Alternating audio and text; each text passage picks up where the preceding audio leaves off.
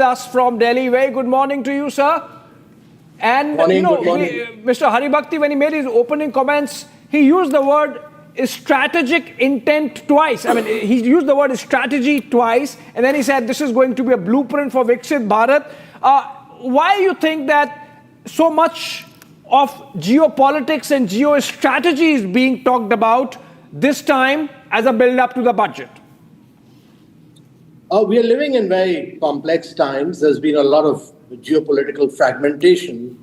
The period of stability post-World War II has come to an end. You're seeing the breakdown of global supply chains, and you're seeing the emergence of new technologies like AI and quantum. And this is a huge opportunity for India because the world is going through a disruption. And this is a period when countries rise and grow. And to my mind, this budget really should lay down the path for a Viksit Bharat in the coming years. Our objective should be very clear that if India needs to grow at rates of 8 to 9% for the next 22 years, what is the framework that we need? We need free enterprise to grow. India has largely grown on the back of public capital expenditure, which has gone up substantially. We've reached the limits of that now. We've grown on the back of service exports, and we've grown on the back of rise in real estate in recent times. But it's very important that we fire up animal spirits of the private sector. We make the private capex expenditure to go up enormously.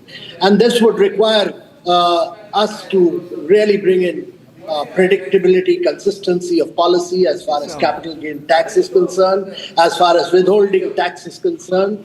But in the long run, this budget must lay down the roadmap of how we want to drive manufacturing, how we want to drive a good, sustainable urbanization. Cities must become the drivers of growth in the coming years for India. And to my mind, how do we drive job-creating sector? We need growth with jobs, job-creating sectors. We've had the implication of American tariffs, and therefore textile, leather and footwear. But more important, I think there's a huge potential of travel and tourism in India, which has not yet been fully tapped. These are sectors which will create jobs in the coming years, which will be very critical. And for the private sector to continue to grow in India, to private capex, and for manufacturing to be a driver of growth, it's not just the ease of doing business, but the cost of doing business. And that, to my mind, is very critical. Therefore, the cost of capital, our SLR, statutory liquidity ratio rates, are amongst the highest in the world. They must come down.